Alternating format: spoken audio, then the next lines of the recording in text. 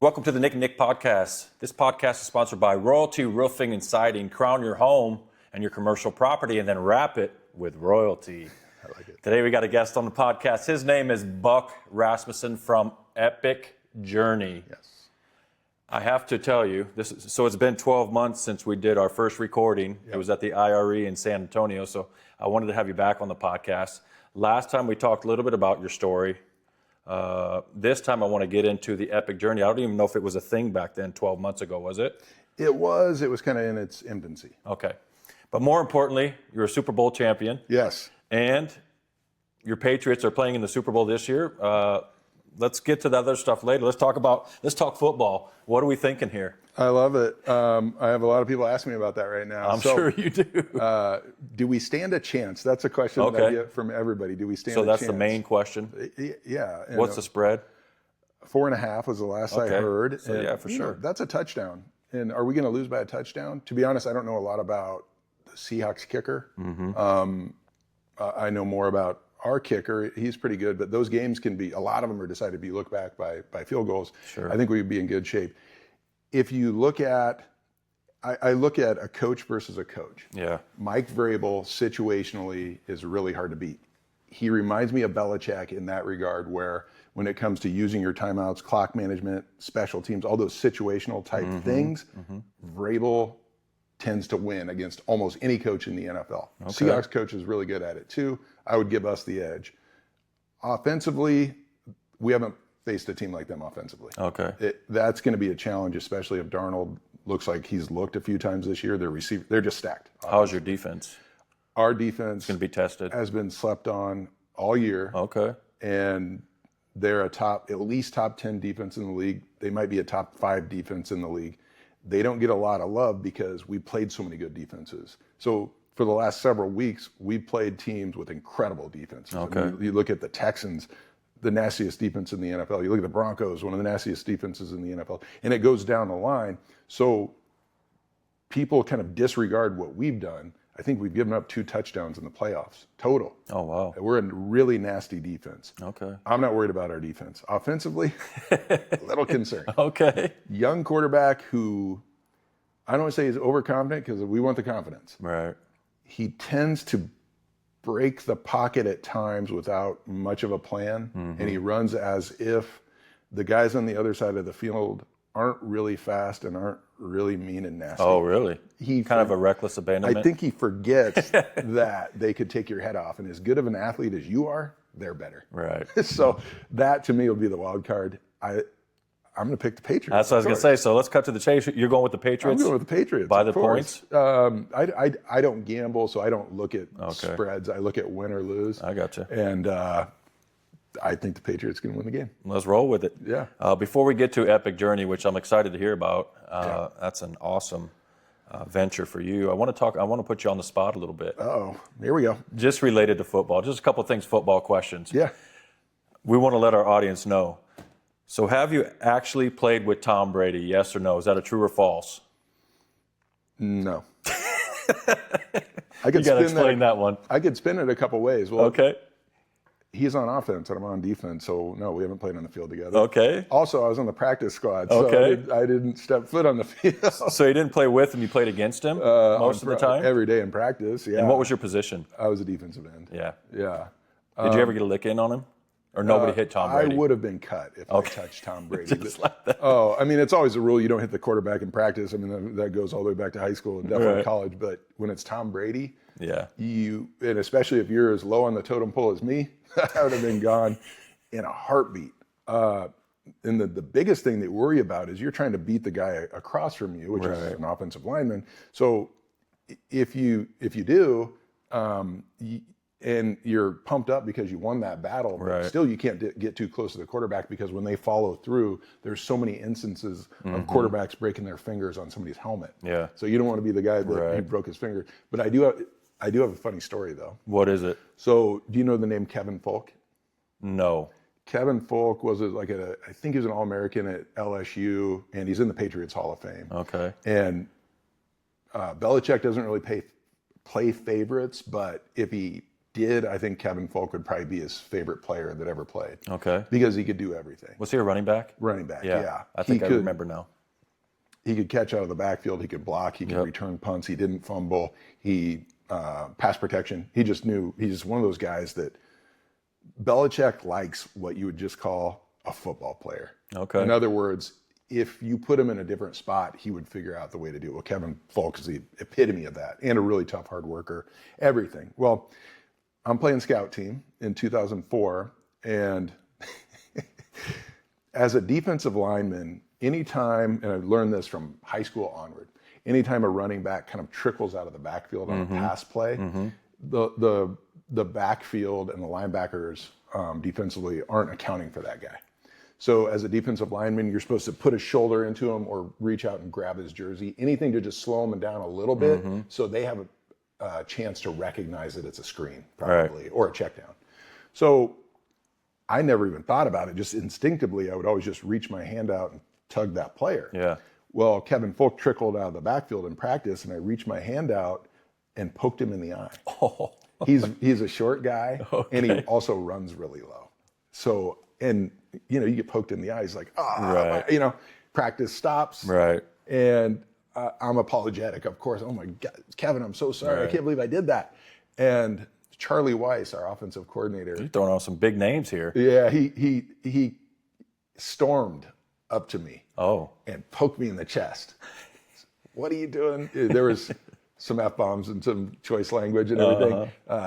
We don't pay you to hurt our star players, is essentially what he said. And he obviously didn't see what happened. He didn't see what happened. Yeah. And you know me, I'm a pretty mild-mannered guy. Sure. I don't know about on the football field, though. When somebody pokes you, when somebody pokes you in the chest, something, for me at least, triggers a response. And so I puffed right back up into his face, and my defensive line coach is a guy named Pepper Johnson. He won 2 Super Bowls from the Giants, with Belichick as a linebacker. Played with LT. Man, you got a Hall of Fame coaching staff. He was, he's wild and crazy, and he also looked like he could still play. Yeah. He runs over there, breaks us up, pushes me back to the sideline. What the bleep are you doing? Don't ever get in a coach's face. And I'm apologizing. I can't believe I did that. I'm so sorry. And he's just like, stay on the sideline. You're done for today. So I'm watching practice for the next half hour. Wow. This whole time, dread is just creeping in because, again, when you play for Belichick, maybe it's like this for every team, but I think it's more so with the Patriots. You're always on the chopping block. Oh, really? You're not safe unless you're a recent draft pick or a guy that just signed some big free agent deal. Everybody else is interchangeable. Fair game, huh? Always cutting people. Okay. Bringing them in, And so I just knew I was cut. I'm like, man, it's over. I just can't believe that is going to end this whole thing. We're going to win the Super Bowl. I just knew, And practice gets over. And normally I walk back to the locker room with my friends. It was a lonely walk. Nobody was by my side that day. Oh, no. I'm walking back to the locker room, and I hear footsteps kind of padding up behind me. Oh, yeah. I turn around. It's Belichick. Okay. He's jogging up behind me. He stops and lays into me. What was that? Don't ever do that again. You do that one more time, blah, blah, blah. And I'm just sitting there taking it, And he gets this smirk on his face. And if you know him, you know that half the time when he's being rough, like with the media or anybody, there's like a little smirk behind it. Sure. This smirk comes across his face, and he said, "Do you know why Charlie was mad?" I said, "Why?" He said, "Because I told him that play wouldn't work when we were in install, in our meetings before practice." He's mad about that. He was wrong. Yeah. And he just breaks into a huge smile, and he turns and jogs back to the locker room. He turns back, he goes, "But don't ever do that again." Don't ever, whatever you do. Whew. So did you get cut, or you were No, good? I was good. I was good. So that was only my first one. True or false, you got a Super Bowl ring? I have a Super Bowl ring, and I can't believe I didn't bring it. I'm sorry. Okay. I do. But you didn't play in the Super Bowl, but you got a ring. I got a ring. That's what matters. What justifies you to wear that? I mean, are we bringing that out once a month? We bringing it out for birthdays? We bringing it out for church on Sunday? Or what are we doing here? Upon request. Oh, really? That way. Or if I go to a big convention, like IRE, I just know that there's going to be a lot of people that ask about that. And it's a good marketing tool, too. It's kind of a statement piece. People tend to notice it, which is good and bad. So actually, over Let's go true or false. Uh-oh. Have you played in an NFL game, regular season? That would be false. False. Still got that ring, though. Exactly. And I always tell people, because of the journey that I had, that's where I'm going. Nobody can tell me that I didn't earn that Super Bowl. Exactly. Ring. The journey was crazy. And so that's a great segue. Why don't you tell our audience about the journey? Because that's where Epic Journey came from. That's where it came about from. Your personal journey and what you've been through to get from where you were to where you are currently. That's exactly what it is. And so I came from a really small town, Tacoma, Nebraska. Mm-hmm. We were terrible at football. Were you a big kid, or are you just a big adult? I was tall and lanky. Okay, long. Very skinny. I was a very late bloomer. I was always a good wrestler because I came from a wrestling town. I wrestled a ton. Mm-hmm. And so I had success, and that success in wrestling gave me some confidence, but I was too weak and too skinny. But I would show little flashes in football, but super late bloomer. I didn't even start for Tacoma until I was a junior. Right. And that's like Class C. Yeah. Yeah. So, and we were bad. We won 2 games my senior year. I blew up my senior year, though. I had 12 sacks my senior year. We played 8 games. Did you hit a growth spurt between 11th and 12th, and that's what contributed to your... Really, probably starting my sophomore year, I started to grow. So I was always 6'5". I was 6'5" from the time I was like 15. Oh, really? Okay. But at first I was 6'5", 175. Then, that's 205. That's 205, exactly. My sophomore year was 205, and then 215. And then I wrestled heavyweight my senior year, and I played football, so I'm trying to gain weight. So I played football at about 235. Okay. And I was really fast, and I could jump all my numbers, but I didn't know any of that because I was just in this small town program, and I didn't know my measurables. I didn't know anything. But schools started to come knocking. I got offers. Like I said, I blew up my senior year, and then I won state in wrestling my senior year. So schools are really, and I was an All-American in wrestling going into my senior year too. I got 3rd at the Junior Olympics. So wow, kind of put me. See, I didn't know that. Too. Oh yeah. So I was kind of starting to get on the map, and all the Division II schools around gave me a full scholarship offer. For wrestling, not for football. For football. I mean, I got a little attention from wrestling too, but for football. UNO, Northwest Missouri State, North Dakota State, South Dakota State. Midwest stuff. Yeah. Visited all those schools, and I got quite a bit of attention from like Colorado State and schools like that, Wyoming. And I was going to take one of those offers, but then kind of late in the process, Nebraska offered me a preferred walk-on. And it's the 90s. Who's the coach? Is that Tom? Tom, yeah. Okay. Yeah. This was 97, so I mean, they've 3 out of 4 national championships, right. Crazy stuff. And of course, my brother played in Nebraska. All my siblings at that point had gone to Nebraska. Okay. My mom went to Nebraska. I'm going to Nebraska. So I ditched all those scholarship offers and decided I was going to Nebraska. The only problem is about a week before graduation, I got a letter from the NCAA clearinghouse telling me that I didn't qualify academically to play D1. Okay. So I had good grades. I think I graduated 3.5 or something. Good ACT score, but I failed 1 semester of 1 class my sophomore year. Okay. It's a long story. I missed a bunch of school because of a surgery and an illness, and my grades are great and everything else, but geometry, I could never really get back on track. And so that plan that I had to go to Nebraska and all the momentum that I felt, the rug was just yanked out from under me. And by that point, it's too late. All the other scholarships that had been offered, those are gone. Right. So I met with Tom Osborne and Charlie McBride, and they gave me a list of JUCOs to tour. I toured a bunch of them with my dad, and I settled on one called Ellsworth Community College in Iowa. Okay. And a week before I was supposed to report for training camp, I got in a head-on collision with a truck in Valentine. Okay. So this is the beginning of the cascade of obstacles that you're going to have to overcome? That's exactly what it was. Okay. It was a cascade. And really that cascade had started when I was a kid. I mean, you mentioned some grew up poor. Illness stuff. And some grew up single parent. I had always kind of had all that stuff. Right. So this was, when you're in the middle of it, sometimes you don't even really think of it. You're just thinking about one thing at a time. Right. But I was told that I could never play football again after I got in that car accident. I screwed my neck up, and like an 18-year-old, I decided I was going to play football. So I showed up to training camp with At Ellsworth or Ellsworth, yeah. With like 20 stitches in my head and a screwed up neck. And This guy's a dog, huh? Or an idiot. Fine line up. Well, that's maybe, that could be like the through line of my whole sports existence. Is he tough or dumb? Sometimes you got to be both. Hey.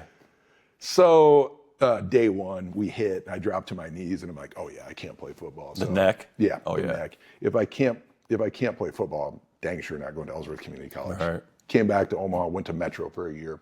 UNO reached back out with the full ride. Nice. And I took it. I killed it my freshman year there. The next So year. did you take the year off to get healed up? Yeah. Okay. Yep.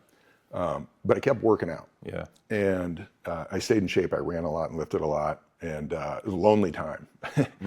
But with really... Especially at a cold JUCO. Where's Ellsworth, Kansas? It's in Iowa. Yeah, it's in cold JUCO. Iowa Falls, yeah. That's a But I went tough to road. Metro, though.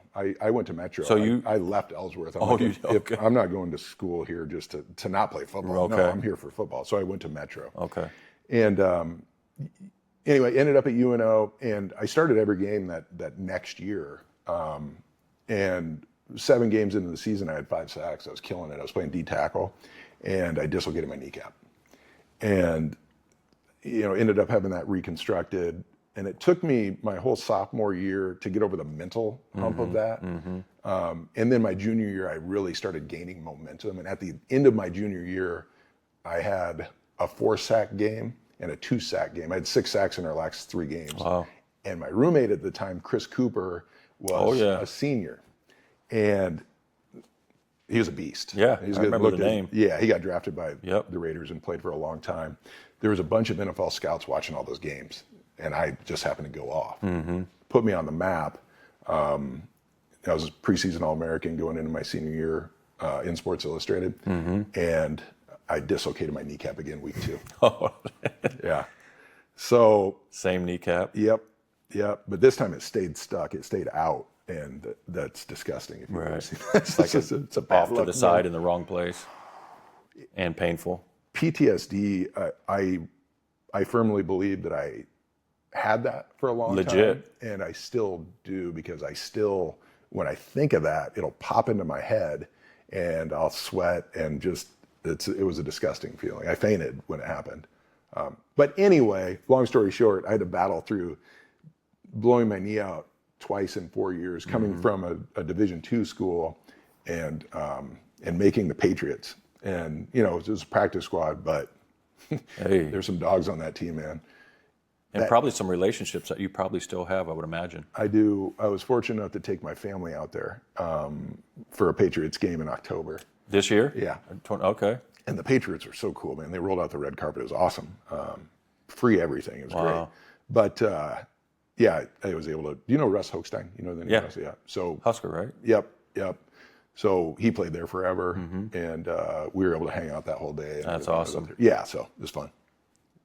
Yep. So epic journey stems partially from that. Okay, from that experience, from college or high school to college into the NFL. Yeah. What I learned from that, and I learned a lot of that. You learn so many lessons in sports when you're really young. I learned actually a lot of what brought me through all that from wrestling as a kid, just in terms of toughness and just having to overcome stuff. And I was able to just kind of build on that through football and through all that adversity. So I learned grit, toughness, perseverance, and that worked in my life until it didn't. Okay, explain that. So I may have told you this, I don't remember, Nick, but in 2012, my wife and I just kind of had like the dream life of everything that we had really ever wanted. We both had great jobs, new house, new cars, 4-year-old daughter. She got diagnosed in August of 2012 with type 1 diabetes. Your wife or your daughter? My daughter. Okay. And I'm sure you know more about, you know a lot about medical stuff. You probably know more about that than a lot of people. But it's a devastating diagnosis, especially for anyone, but especially for a little kid. And especially back then, kind of pre-technology. And so it really knocked us back, knocked us really off track. And 6 weeks later, my wife found out she was pregnant and had cancer on the same day. Okay. Yeah. And so this whole dream life that were living, Yes. that we had, kind of unraveled. Yeah. And when you're young and you hear people say, well, at least you have your health, you're like, you take it for granted. Right. Well, when you experience not having it, Right. and the what ifs, the things that are outside of your control, the fear, the Right. anxiety, all of that kind of stuff, it really hits you. So she was pregnant with cancer? Yeah, she Had cancer while she was pregnant? She found out on the same day that she found out she was pregnant, and during the pregnancy exam, they were like, oh, you have a lump all throughout your neck. Oh, wow. And so one thing led to another, and it was supposed to be a quick and easy thing, and I won't get into it, but it was much longer and harder than any of us expected. But through that, because my wife and daughter were going through such a struggle or such a battle, and we had a baby, Right. I just thought, well, my identity is toughness. My identity is overcoming anything. I can't fight that battle, but I can take on every single other burden in life. To lighten their load? Exactly. Yeah. To make it easier for them. And so I worked harder than I had ever worked, more hours than ever. What were you doing then? I was working for Certainty. Okay. Or excuse me, at that time, so when that happened, I was working for Owens Corning. Okay. But when it got hard, I was working for Certainty most of that time. I just made a decision. I just remember where I was when I made this decision. In my mind, I just said, I'm going to handle everything, and I'm not going to show one ounce of weakness, even to myself. Wow. And so I worked a lot of hours trying to make money. I volunteered at church. As Bryn got older, I coached all their sports. Did as much as I could around the house, and helped with the baby as much as I could. Well, then she grew up, she wasn't a baby, but I just tried to do as much as I tried to anticipate every possible thing that I could. And then I did every overnight blood sugar check, which was every single night. And I got to the point where I wasn't sleeping at all because the nature of that disease, it's 24/7, 365. Right. And when bad things happen, it's overnight typically. So I was hyper vigilant, and I would set an alarm. I'd go to bed at 10, set an alarm for 2. And it got to the point where at 2, I would just wake up for the day. And I did that for about 7 years. Ouch. 3 or 4 hours of sleep. But even when I was sleeping, I wasn't really sleeping because I had one eye open. And it led me, obviously, to a pretty unhealthy space mentally. Yeah. And physically. Oh, physically. There's a lot that happens in your body when you're sleeping at night, that if you're not sleeping, it's not happening, and it's affecting your overall.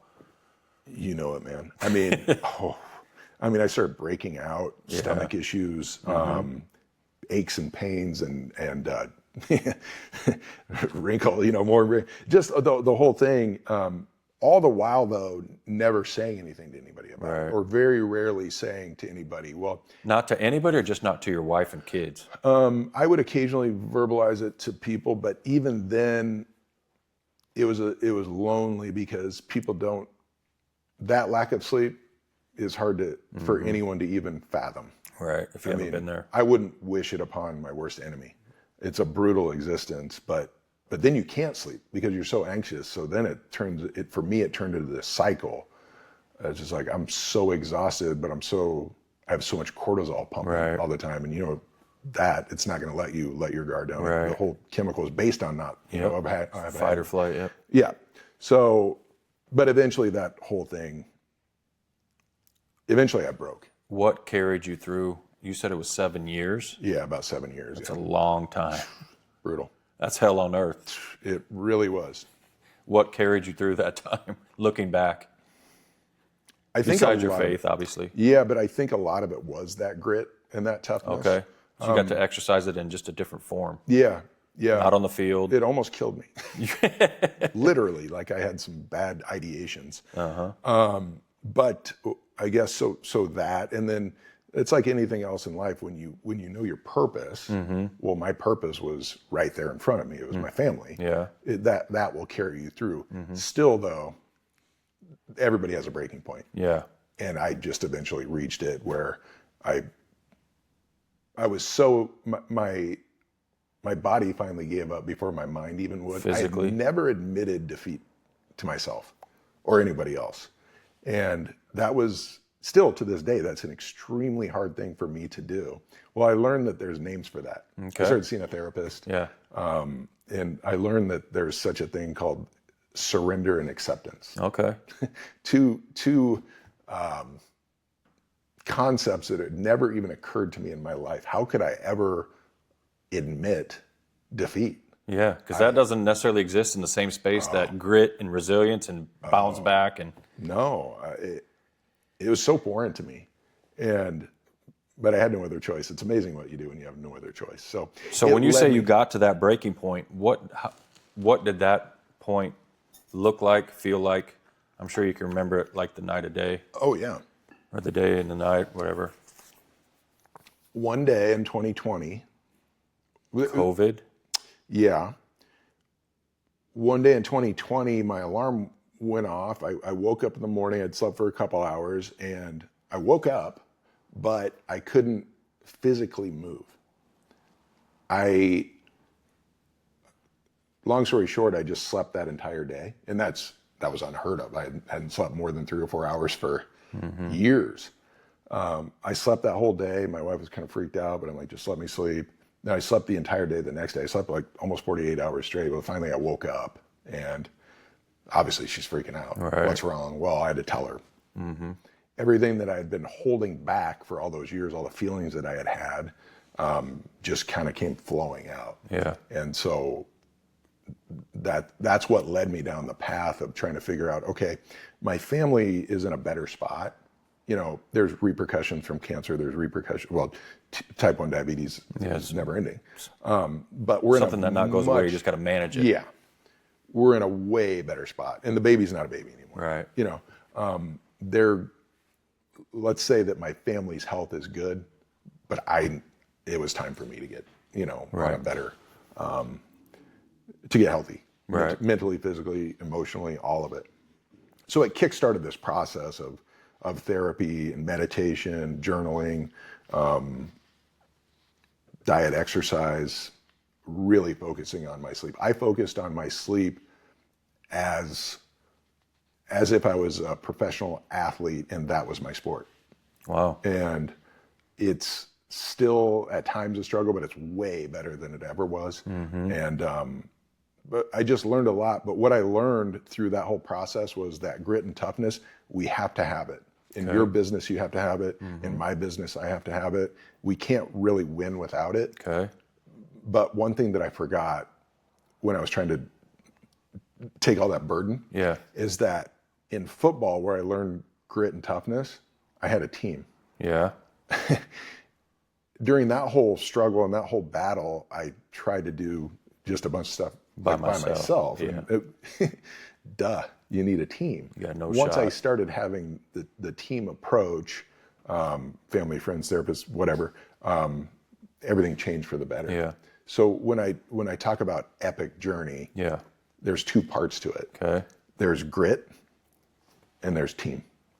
It's an awesome message for businesses. It's an awesome message for teams too, sports teams or associations, whatever. It's really a great message for businesses because you need that grit, especially as the owner or the manager. Where adversity is going to hit. Right. There's a storm coming. We don't know when it's going to happen. There's so many things outside of our control in life.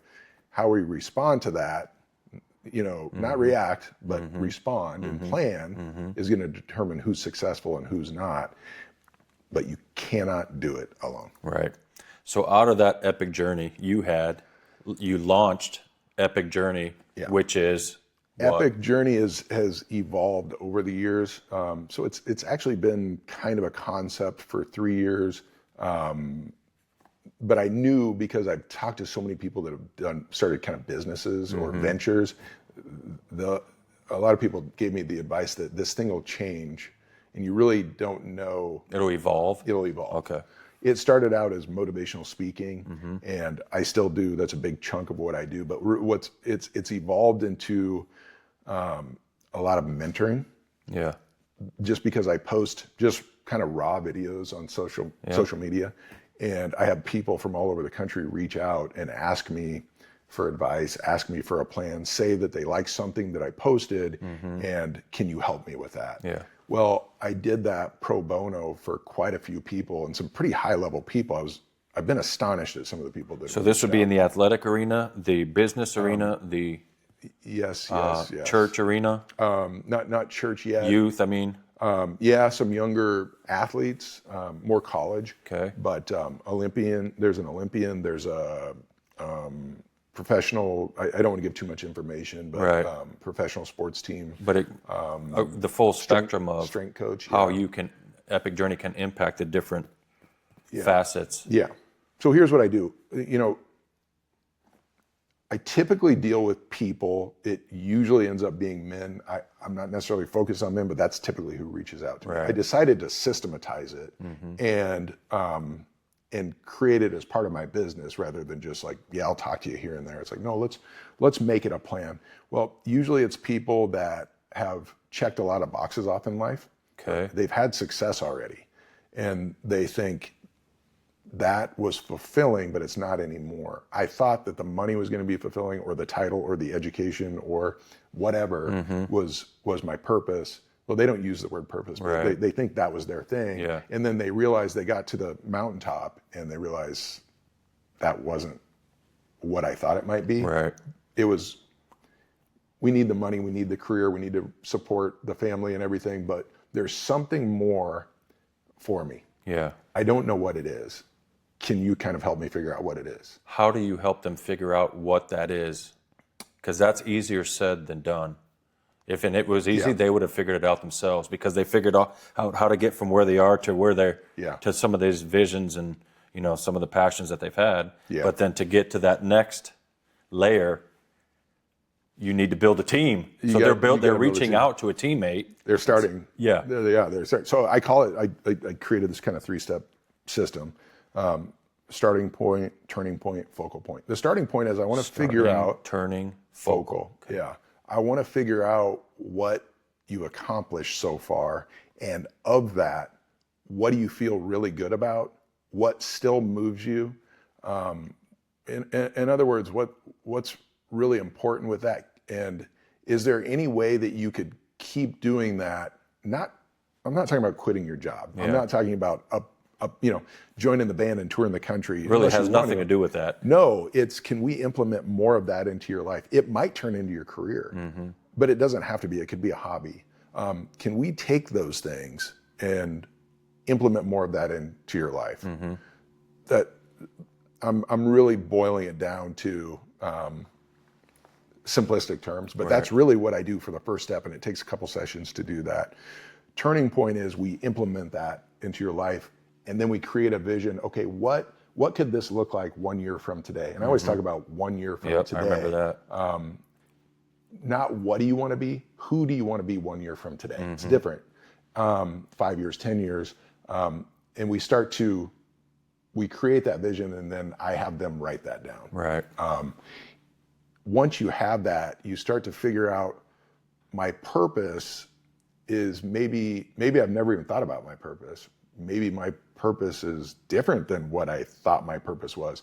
But this broad concept of I was meant for something more starts to come down into focus.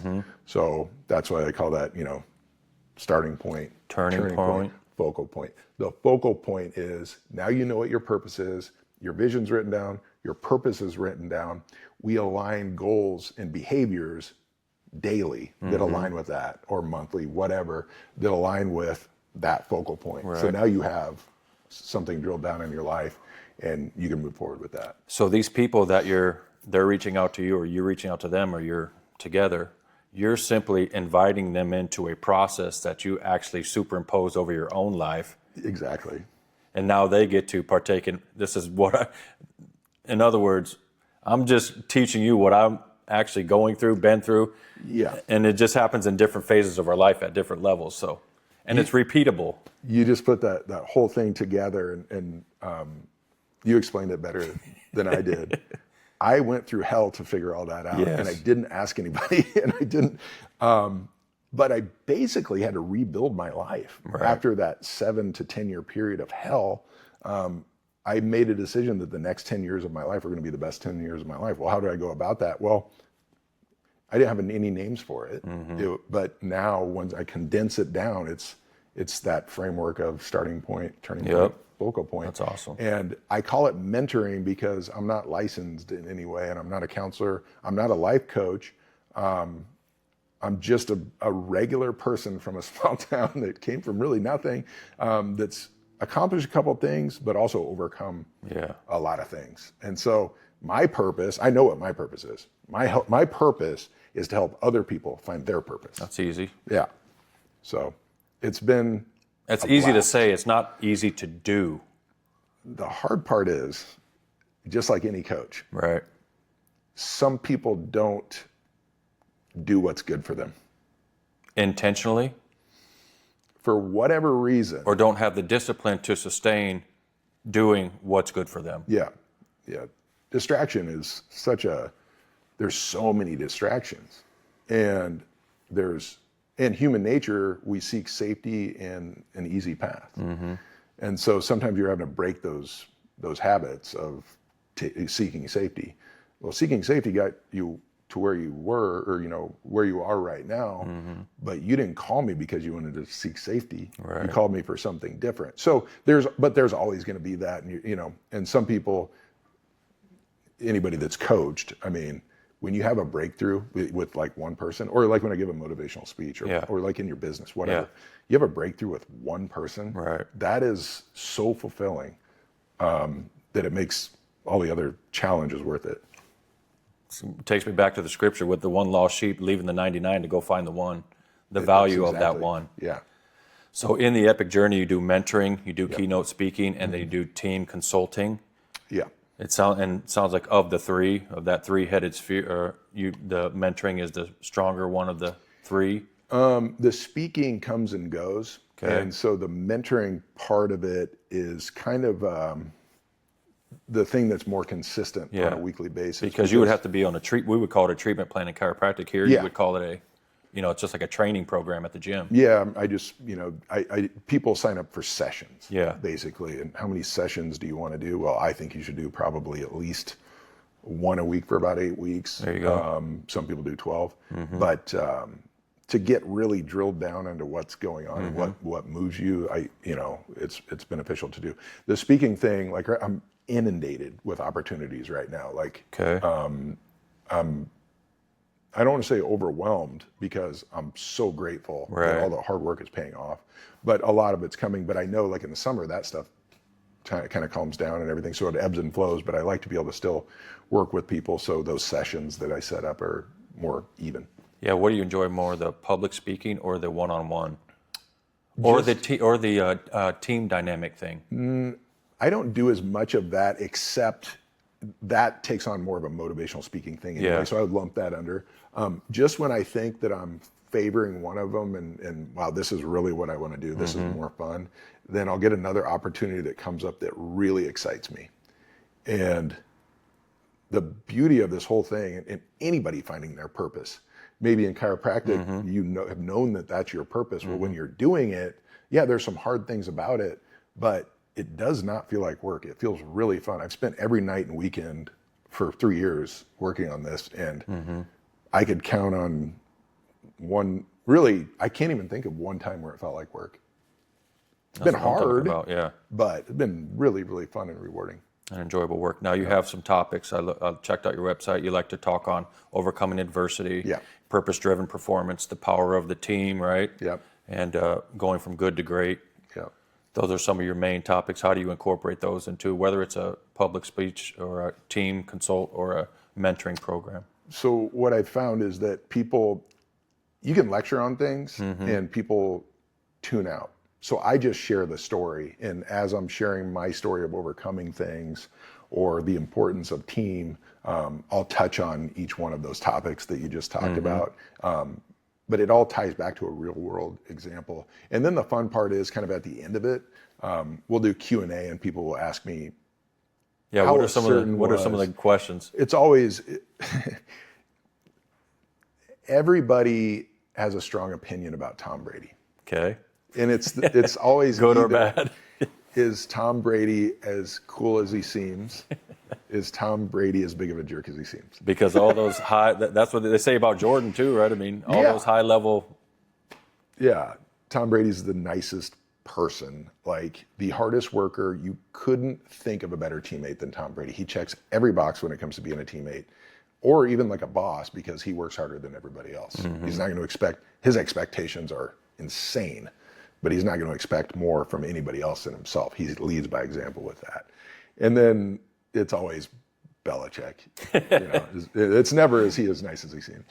Does he wear cutoff sweatshirt? Has he been wearing cutoff sweatshirts since you were there? Oh yeah, he wore cutoff even shirts, other shirts. I'm like, that's a weird feeling, man. To me, that wouldn't feel good. I like short or long, but whatever. Some type of fabric on the forearm phobia that he has. I don't know. What the heck is that?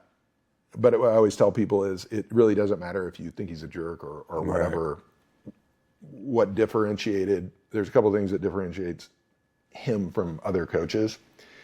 When you play for him, you know that you're more prepared than any other team you're going to play.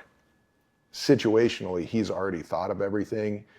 Did you see that he's not a first ballot Hall of Famer? I did. How? You got an issue with that? That blows my mind. He is such a student of the game, such a historian of the NFL. He's got a photographic memory as well. I've never seen somebody that really has that. When he would install a defense, he would tell us why, but he would also tell us the history of that defense. This defense was invented when Navy played Army, it was at West Point, and the field was sloppy, and so they changed, whatever coach changed from this to this. It was in 1952, whatever. He knows the entire history of it, and he gets you to understand why he implemented it. Right. He also implements more defenses than probably almost any other coach, and he prepares you more to execute. And I always tell teams this, when you have that much talent and that much trust, when the game's on the line, you can fly around and you know the other team's thinking. Right. Trust and team, the whole message, grit, trust, team. When you need it, it's there. And that's because of Bill Belichick. I look at Vrabel very similarly. They have a lot of differences, but leadership's important. Right. So that's your epic journey. Yeah. Would you say that everybody has their own version of an epic journey? I think they either have one or they're about to be faced with it. Okay. The thing that is different, though, is that some people have never faced something. They've either been very fortunate, and for those people, that's awesome, and I hope it continues, but let's be real. Right. Life hits. Right. I mean, it's not a matter of if, it's when. So either they've been sheltered from that, or they've been hit pretty hard by life, and they've cowered and caved and been broken by it.